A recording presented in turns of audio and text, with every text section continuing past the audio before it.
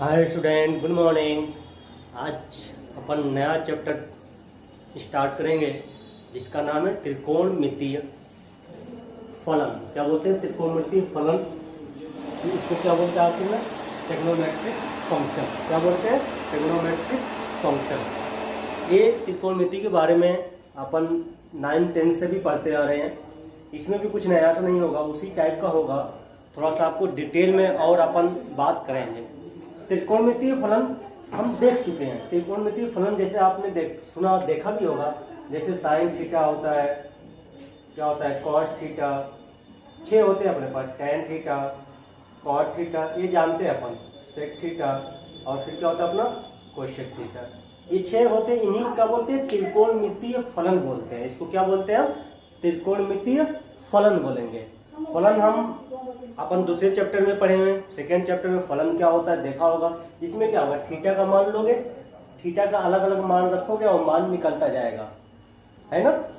आप क्या करते हो, फलन में एक्स का मान रखते हो, फलन का मान निकलता है। ऐसे साइन का आपने देखा होगा, 0 पे 0 मिलता है। साइन 45 का मान 1/√2 होता है। थीटा का मान 30 ले लिया तो साइन 30 का मान 1/2 होता है। तो ये क्या है, अपने 6 फलन होते हैं। इन 6 फलनों को हम क्या बोलते हैं? त्रिकोणमितीय फलन बोलते हैं। अब थोड़ी सी अपन डेफिनेशन भी देख लेते हैं त्रिकोणमिति की क्या होगी। त्रिकोणमिति को हम यदि संधि विच्छेद करें तो मैंने लिखा त्रिगोण, त्रिगोण प्लस मेट्रोन, त्रिगोण प्लस मेट्रोन, इन दोनों शब्दों से मिलकर क्या बनाया आपका? त्रिकोणमिति बना है। क्या बना है? त्रिकोणमिति। त्रि मतलब क्या होता है? 3। त्रि मतलब क्या होता है? 3। गोण मतलब होता है भुजा। त्रि मतलब क्या होता है? 3, और गोण मतलब क्या होता है? भुजा। तो मतलब क्या आ जाएगा? जिसमें 3 भुजा हो। किसमें 3 भुजा होती है? त्रिभुज में। आपने देखा भी होगा कि ये जो साइन कॉस टेन कॉस जो भी ये समकोण त्रिभुज पे कार्य करते हैं। यहाँ पे थीटा होता है, यहाँ पे ये लंब होता है, ये आधार हो गया, ये कर्ण हो गया, ये हमने देखा हुआ है। तो आप क्या करते हो, साइन थीटा कॉस थीटा, इनकी सारी कहानी किस पे डिपेंड करती है? लंब बटे आधार, कर्ण बटे लंब, ये सारी कहानी किस पे चलती है? समकोण त्रिभुज पे चलती है। इसीलिए इसको त्रिकोणमिति बोलते हैं। त्रिगोण, त्रिगोण का मतलब हो गया, त्रि मतलब 3, त्रि मतलब 3, और गोण मतलब क्या होता है? भुजा, मतलब त्रिभुज बनेगा। इससे क्या बनेगा? त्रिभुज बनेगा। अब फिर मैंने मिति को बोला है मेट्रोन। मिति को क्या बोला है? मेट्रोन। मेट्रोन मतलब होता है मापना। क्या करना है? मापना। इसमें मतलब क्या करूंगा? त्रिभुज की भुजाओं को मापेंगे। त्रिकोणमिति में काम क्या करते हैं? त्रिकोणमिति का मेन काम क्या होता है कि त्रिभुज की भुजाओं को मापना। ये लिखा है, त्रिभुज की भुजाओं को मापना। ठीक है, अब बात करते हैं और सिंपल सी बात करते हैं कोण की, कि कोण क्या होता है, कोण की परिभाषा क्या होता है।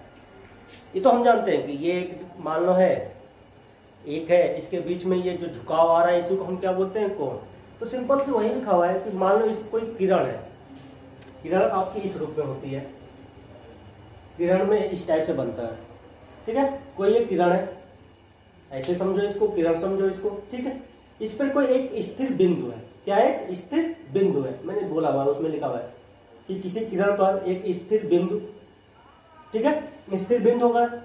उस बिंदु को फिक्स कर देंगे। उस बिंदु को क्या कर देंगे? कोई बिंदु, किरण पे कोई एक बिंदु ले लो, उसको हम क्या कर देंगे? फिक्स कर देंगे। अब इस बिंदु के परितः, इस बिंदु के परितः ये जो भी फिक्स है अपना, ये जो भी बिंदु अपना क्या है? फिक्स है। देखना, ये फिक्स है। इस किरण को मैं घुमाऊंगा, परितः परिक्रमण करा रहा हूं, लिखा हुआ है देखो। किसी किरण पर स्थित एक बिंदु को स्थिर रखते हुए उसको मैंने क्या कर दिया? फिक्स कर दिया। करते हुए बिंदु के परितः परिक्रमण करने पर, बिंदु के परितः परिक्रमण करने पर प्राप्त आकृति को क्या बोलते हैं? कोण बोलते हैं। इसका मतलब जब मैं घुमाऊंगा ये कुछ ऊपर नीचे जाएगा, घुमाऊंगा कहीं पर भी ले जाऊंगा, कहीं पर भी ले जाऊंगा, ये घूम के कहीं ऊपर ऐसे जाएगा। इसके बीच में जो प्राप्त आकृति है, प्राप्त आकृति को क्या बोलते हैं? यहाँ पर कोण बोलते हैं। इसी को हम क्या बोलते हैं? कोण बोलते हैं। बात समझ में आ गई? कोण क्या है? कोई एक किरण है। क्या है? कोई एक किरण है। अब क्या करोगे? उसको इस पे एक बिंदु मान लिया, उसको हमने फिक्स कर दिया। उसको हमने क्या कर दिया? फिक्स कर दिया। फिक्स कर दिया अब मान लो, अब उसको बिंदु के परितः घुमा रहा हूँ, जब घुमाऊंगा तो ये घूमेगा, ऊपर जाएगा, कहीं पर भी जाकर रुकेगा। मान लो कहीं पर रोक दिया, अब ये आकृति बन गई, आकृति आपको प्राप्त हो गई। इस आकृति को ही हम क्या बोलते हैं? कोण बोलते हैं। इसी आकृति को हम क्या बोलते हैं? कोण बोलते हैं। कोण की परिभाषा क्लियर हो गई कि किसी किरण पर एक स्थिर एक बिंदु को स्थिर करते हुए किरण को क्या करते हैं? परिक्रमण करते हैं, घुमाते हैं, तो जो प्राप्त आकृति है उसको हम क्या बोलते हैं? कोण बोलते हैं। अब इसमें क्या है कि कोण को मापने के लिए आपके पास देखा होगा, डिग्री देखा होगा, सुना होगा, 90 डिग्री, 30 डिग्री बोलते हैं। फिर बोलते हैं आपके पास रेडियन में भी मापे, 1 रेडियन, 2 रेडियन, थोड़ा बहुत सुना होगा। इसमें हम पूरा डिटेल में पढ़ेंगे, तो कोण को देख लेना ये है। और इसमें थोड़ा सा एक काम करते हैं, देखना आप ध्यान से थोड़ा सा। अब कोण का जो चिन्ह होता है, कोण का चिन्ह कहीं धनात्मक होगा, कभी ऋणात्मक होता है, कभी धनात्मक होता है, कभी ऋणात्मक होता है। तो यदि आप घड़ी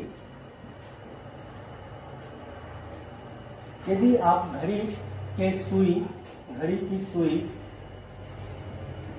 के दिशा में किरण को घुमाते हैं, किसकी दिशा में घुमाते हैं? किरण को घुमाते हैं। घड़ी की दिशा में आप किरण को यदि घुमाओगे तो घड़ी की दिशा क्या होती है? घूमने की यूं होती है, उसको हम बोलते हैं दक्षिणावर्त। क्या बोलते हैं? दक्षिणावर्त। घड़ी की दिशा की घूमने, जो सुई घूमती है वो किस दिशा में घूमती है उसको हम बोलते हैं दक्षिणावर्त। इसको क्या बोलूंगा मैं? दक्षिणावर्त बोलूंगा। तो ये जो कोण मिलेगा, मतलब आप देखो ध्यान से, तो क्या बनेगा आपका? कुछ यूं रहेगा, घड़ी की दिशा यूं घूमती है, तो ये घूम कर मानो कुछ ऐसे आएगा, नीचे आएगा, इधर घूम कर आएगा, इधर घूमेगा, ये घड़ी की दिशा हो जाएगी, घूमेगी। अब ये जो कोण मिलेगा, ये कोण क्या होता है? ऋणात्मक होता है। कोण क्या होता है? ऋणात्मक होता है।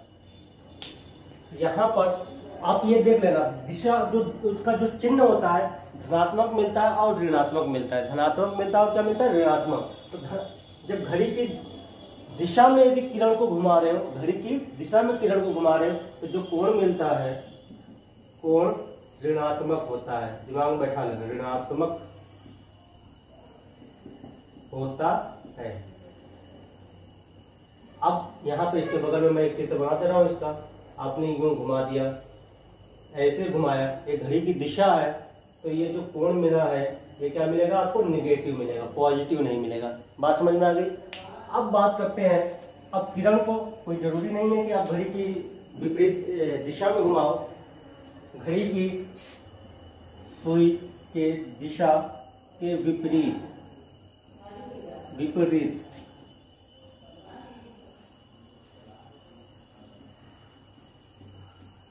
अब क्या करें? घड़ी की सुई की दिशा के विपरीत घुमाऊंगा, घड़ी की सुई के दिशा के विपरीत घुमाऊंगा, उसको बोलते हैं वामावर्त। क्या बोलते हैं? वामावर्त बोलते हैं। घड़ी के विपरीत दिशा में जब घूमते हैं तो उसको क्या बोलते हैं? वामावर्त। और घड़ी की दिशा में घूमते हैं उसको क्या बोलते हैं? दक्षिणावर्त। जब आप घड़ी के विपरीत दिशा में घूमते हो तो कोण जो मिलता है वो कोण धनात्मक होता है। कोण क्या होता है आपका? धनात्मक होता है। कोण क्या होता है? धनात्मक होता है। यहाँ पे देखिए ये होगा, अब घड़ी के विपरीत दिशा में हमें घूमना है। घड़ी की विपरीत दिशा कौन होगी? ये क्या है? ये तो घड़ी की दिशा हो गई। ये क्या होगा? घड़ी की विपरीत दिशा, मतलब ऊपर जाएंगे, नीचे आते हैं तो घड़ी की दिशा होती है मतलब ऋणात्मक। ऊपर जाएंगे तो घड़ी के विपरीत दिशा में, तो ऊपर जाओगे, अब ये हो जाएगा, ऊपर चले गए। ये ऐसे बना दो।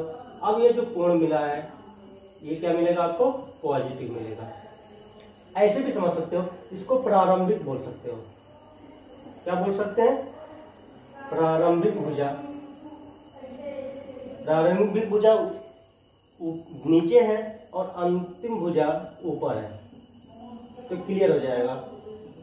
यदि प्रारंभिक भुजा नीचे है और अंतिम भुजा ऊपर है तो आपको क्या कोण क्या मिलेगा? धनात्मक मिलेगा। यदि आपका प्रारंभिक प्रारंभिक भुजा ऊपर हो जाए और अंतिम भुजा नीचे हो जाए तो उसको हम क्या, कोण क्या मिलेगा आपको, ऋणात्मक मिलेगा। प्रारंभिक मतलब कहाँ से चलना शुरू किए, प्रारंभिक होता है अंतिम मतलब कहाँ पे जाके रुक गए, हम यहीं से तो घूम रहे हैं, इसको प्रारंभिक बोला, उसको क्या बोला, अंतिम। तो कोण क्या मिला, पॉजिटिव। प्रारंभिक ऊपर है, अब नीचे आ रहे हो, नीचे आ रहे तो अंतिम नीचे आ जाएगा, प्रारंभिक ऊपर हो गया तो कोण क्या हो गया, ऋणात्मक हो गया। तो ये हो गया घड़ी की सुई की दिशा, मतलब कोण का जो चिन्ह होता है। यदि आप तो घड़ी की विपरीत दिशा में घूम रहे हो तो धनात्मक, घड़ी की दिशा में घूमने के प्रयास कर रहे हो तो ऋणात्मक। जैसे मैं बोलूं ऐसे लिख दूं और ऐसे यूं कर दिया और ऐसे घूम रहा हूं, यहां पर मैंने लिख दिया 30 डिग्री, क्या लिख दिया, 30 डिग्री। तो सही है कि गलत है, ये घड़ी की दिशा में है। देखो नीचे आ रहा है, नीचे आएगा तो दिशा, घड़ी की दिशा, ऊपर जाएगा तो घड़ी की विपरीत दिशा, नीचे आ रहा है तो दिशा में हो गया तो पक्का होगा, क्या हो गया, -30 डिग्री मिलेगा। ये एरो से पता चलेगा। ये है, मान लो ऊपर यूं घुमा दिए, आइए मान लो आपने 40 दिखा दिया, 40 डिग्री, तो अब ये ऊपर जा रहा है, घड़ी की विपरीत दिशा जा रहा है तो धनात्मक, तो प्लस लिखो या ना लिखो, प्रॉब्लम मतलब कोई प्रॉब्लम नहीं होती है। तो ये हो गया, इसको थोड़ा सा आप नोट कर लेना, स्क्रीनशॉट ले लो, बस और करना क्या है, परिभाषा याद कर लेना कि किसी किरण पर एक स्थिर बिंदु मान लेंगे, स्थिर बिंदु पर, बिंदु को स्थिर मानते हुए, किसी किरण पर स्थिर बिंदु को स्थिर मानते हुए बिंदु के परितः परिक्रमण करने पर प्राप्त आकृति को कोण कहते हैं। एक किरण होगी, उसमें कोई स्थिर बिंदु होगा, उसको स्थिर मानते हुए किरण को बिंदु के परितः परिक्रमण करने पर प्राप्त आकृति को कोण कहते हैं। ये अपनी परिभाषा हो गई। परिभाषा याद हो ना याद हो से हमें कोई खास मतलब नहीं होता है, जिसमें इस पे क्या है कि बस ये पता होना चाहिए कि कोण कैसे बनता है। हालांकि इसका कोई हमारे उससे मतलब नहीं है, अपन तो देखिए ये है कि पता होना चाहिए, ये होना चाहिए कि घड़ी की दिशा ऋणात्मक कोण, घड़ी के विपरीत दिशा में कोण क्या हो जाएगा, धनात्मक हो जाएगा। अब क्या है कि अपने पास ये जो कोण मापने का पद्धति है उसमें 2-3 पद्धति हैं। रेडियन में मापते हैं, ग्रेड में मापते हैं और डिग्री में मापते हैं। 3 पद्धतियां हैं, एक फ्रेंच का है, ब्रिटिश का है, एक रेडियन का है। एक फ्रेंच है, एक ब्रिटिश है, एक क्या है, रेडियन है। 3 पद्धति हैं जिसमें आप कोण को मापते हो। तो पहले नंबर पे आते हैं, स्टार्ट करते हैं कोण के माप की पद्धतियां। नेक्स्ट हेडिंग अपने पास कोण के माप की पद्धतियां। कौन कौन सी पद्धतियां हैं? फर्स्ट है शायद शास्टिक बोलते हैं, शास्टिक, क्या बोलते हैं, शास्टिक पद्धति, शास्टिक पद्धति। इसको बोलते हैं अंग्रेजी पद्धति शायद बोलते हैं, हाँ, या अंग्रेजी पद्धति। सबके अलग अलग नियम है, ध्यान से देखते रहना और सुनते रहना और समझते रहना, नहीं बाद में समझ में नहीं आता है। शास्त्रिक पद्धति या अंग्रेजी पद्धति, ठीक है। शास्त्रिक पद्धति भी नाम हो सकता है या अंग्रेजी पद्धति। जो हम कोण को अभी तक देखते आ रहे हैं डिग्री में, जो भी हम देखते आ रहे हैं डिग्री में, ये क्या है, अपना शास्त्रिक पद्धति है। ज्यादातर काम अपना क्या आता है, अंग्रेजी में ही चलता है। तो अंग्रेजी का ही अपन बचपन में अंग्रेजी के ही पद्धति से पढ़ना स्टार्ट करते हैं, अपने पद्धति से तो हम पढ़ते ही नहीं है। अंग्रेजी का ही जो सिस्टम बना के गया है उसी में हम पढ़ाई करते हैं अभी भी। तो यही है शास्त्रिक पद्धति, या इसको क्या बोलते हैं, अंग्रेजी पद्धति। इसमें काम क्या करते हैं, एक समकोण होता है। क्या होता है, एक समकोण। इसमें क्या करते हैं, एक समकोण को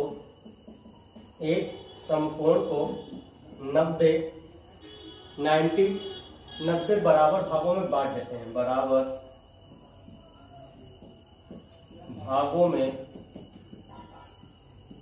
बांटते हैं। क्या करते हैं, एक समकोण को 90 बराबर भागों में बांटते हैं। तो एक समकोण है, उसको हमने क्या कर दिया, 90 बराबर भागों में बांट दिया। तो एक भाग को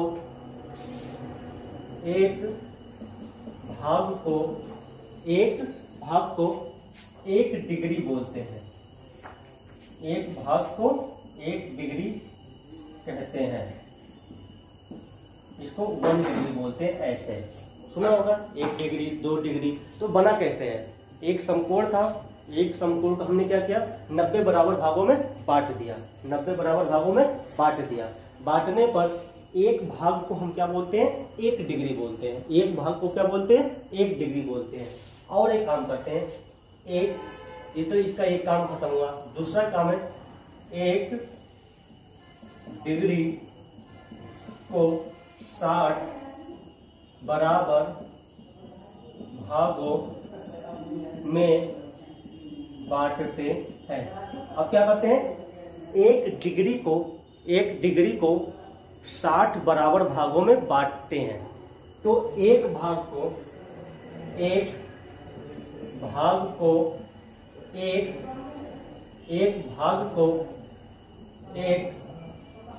मिनट कहते हैं। इसको हम लिखते हैं 1 मिनट। ध्यान से देखते हैं हर एक चीज, क्योंकि जब क्वेश्चन में आएगा तो समझ में नहीं आएगा। 1 मिनट बोलते हैं, क्या बोलते हैं, 1 मिनट बोलते हैं। एक काम खत्म कर लिया। नेक्स्ट एक काम करते हैं, 1 मिनट को 60 बराबर भागों में बांटते हैं। अब क्या करते हैं, 1 मिनट को 60 बराबर भागों में बांटते हैं। तो एक भाग को यहाँ पर बोलते हैं, एक भाग को 1 सेकेंड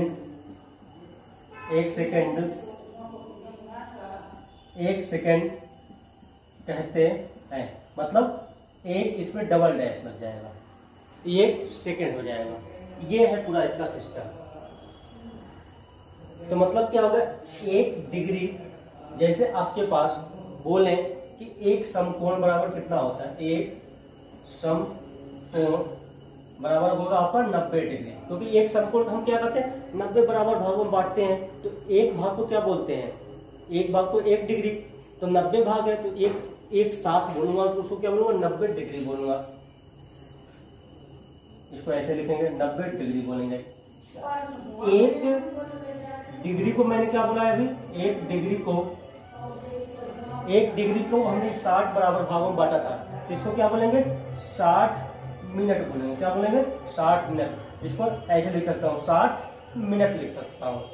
ऐसे ही एक मिनट को मैंने कितने मिनट को किसमें किया था, 60 बराबर भागों में बांटा था। तो उसको क्या लिख सकते हैं, 60 सेकेंड। इसको 60 डबल है।